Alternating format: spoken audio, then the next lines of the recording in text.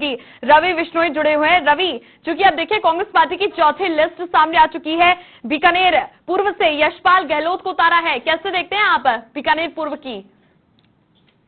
बिल्कुल, यशपाल गहलोत को बीकानेर पूर्व से कांग्रेस ने अपना प्रत्याशी बनाया है। और आपको याद दिला दूं छवि में कि पिछले 10 दिन पहले समाचार प्लस पर यह खबर प्रमुखता से चली थी कि यशपाल गहलोत ही यहां कांग्रेस पूर्व के लिए उपयुक्त कैंडिडेट होंगे और उन्हीं का नाम यहां से घोषित होगा। और ठीक वैसा ही हुआ। बहुत सारे कयास थे, कई लोग मैदान में थे, इस तरह की अनेक तरह की बातें की जा रही थी, अफवाहों का बाजार गर्म था। परंतु शहर कांग्रेस अध्यक्ष यशपाल गहलोत, जो कि एक दशक से ज्यादा वक्त से शहर कांग्रेस के अध्यक्ष रहे हैं, पिछले विधानसभा चुनाव में बीकानेर पूर्व और बीकानेर पश्चिम दोनों से ये कैंडिडेट रहे हैं, परंतु दोनों से इनको टिकट वापस ले ली गई। यानी राजस्थान के एकमात्र ऐसे चेहरे जिनको एक नहीं 2 विधानसभा की टिकट मिली और दोनों विधानसभा से टिकट उनसे वापस ले ली गई। उसी वक्त राहुल गांधी ने इनसे कमिटमेंट कर दिया था कि आप मेहनत कीजिए, डिमोरलाइज मत होइए, अगली बार हम आपको मौका देंगे। ये सवाल, ये जो क्लू था, ये कहीं न कहीं काफी बड़ा क्लू था और ये नतीजन यही हुआ कि यशपाल गहलोत अब बीकानेर पूर्व के कैंडिडेट घोषित हो चुके हैं। इसके अलावा अगर मैं बात करूं तो ऊपर वाले इस लिस्ट में पहले 6 नाम जो हैं बीकानेर संभाग के हैं। बिल्कुल समाचार प्लस के अनुमान एकदम सटीक हैं।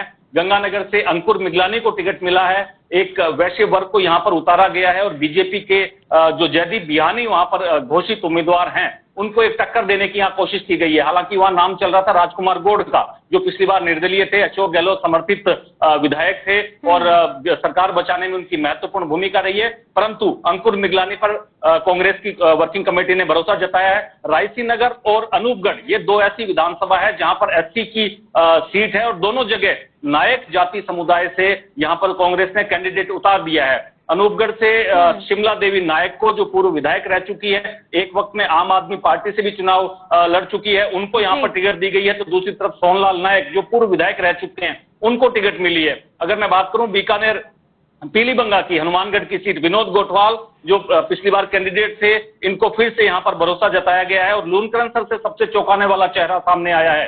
राजेंद्र मूंड युवा नेता हैं, युवा कांग्रेस के लीडर हैं, उनको टिकट दी गई है। यहां से वीरेंद्र बेनीवाल का टिकट कटा है, जो बड़े जाट नेता रहे हैं।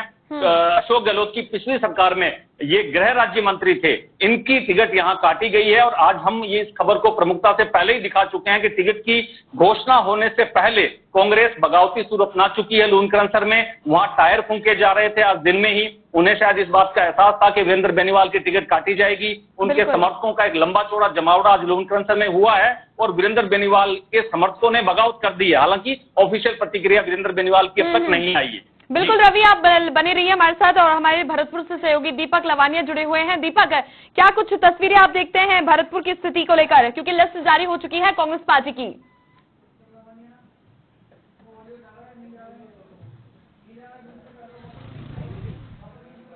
दीपक से जुड़ने की कोशिश करते हैं। रवि बिश्नोई हमारे साथ लगातार बने हुए हैं। हाँ रवि, आप अपनी बात को कंटिन्यू कीजिए।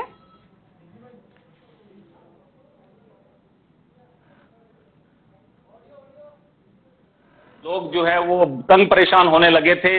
दिल्ली, जयपुर, यहां तक बहुत से चक्कर लगाए गए थे। और कुछ देर पहले हमारी शहर कांग्रेस अध्यक्ष यशपाल गहलोत से बातचीत भी हुई थी। वो भी दिल्ली से जयपुर की तरफ पहुंच रहे थे और काफी कॉन्फिडेंट लग रहे थे कि उन्हें जो है वो टिकट मिल जाएगी। परंतु बीच में अन्य कैंडिडेट का नाम भी आ रहा था। परंतु अब इस वक्त यशपाल गहलोत के घर पर, शहर कांग्रेस के कार्यालय पर जश्न का माहौल है और यशपाल गहलोत बीकानेर पूर्व से उम्मीदवार हैं। परंतु एक बड़ी राजनीतिक हलचल आपको मैं पहले से ही बता देता हूं। यशपाल गहलोत को टिकट मिली है बीकानेर पूर्व से कांग्रेस की, पश्चिम से बीकानेर पूर्व से बीजेपी की उम्मीदवार हैं सिद्धि कुमारी।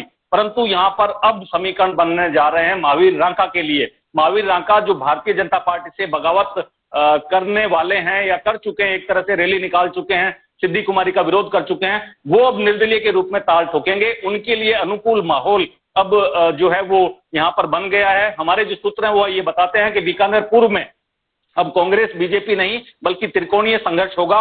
और महावीर रांका जो कुछ दिनों तक पहले बीजेपी का एक मजबूत स्तंभ थे, उनकी इग्नोरेंस जब भारतीय जनता पार्टी ने की और सिद्धि कुमारी मौजूदा विधायक को टिकट दे दी, और तब वो सोच रहे। यशपाल हमारे साथ जुड़ चुके हैं, मैं यशपाल से बात करवाना चाहूंगा। यशपाल जी, बहुत बहुत बधाई हो आपको, बीकानेर पूर्व से आपको टिकट मिली है, क्या कहना चाहते हैं? धन्यवाद। ठीक है, आप इस वक्त समाचार प्लस चैनल पर लाइव हैं।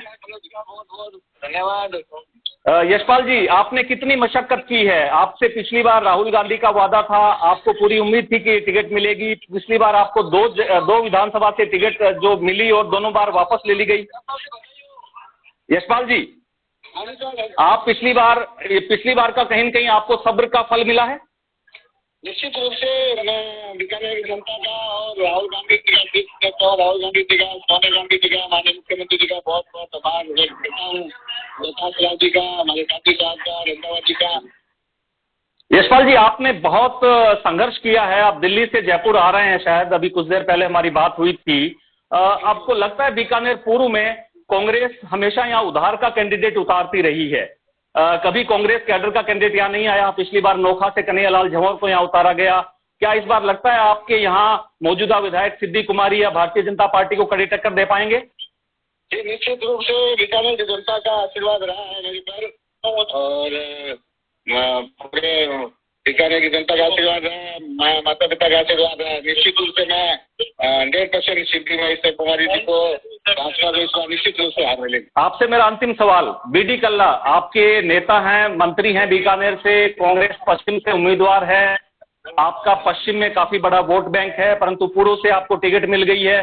कहीं न कहीं ये बात आपके लिए नुकसानदायक रहेगी?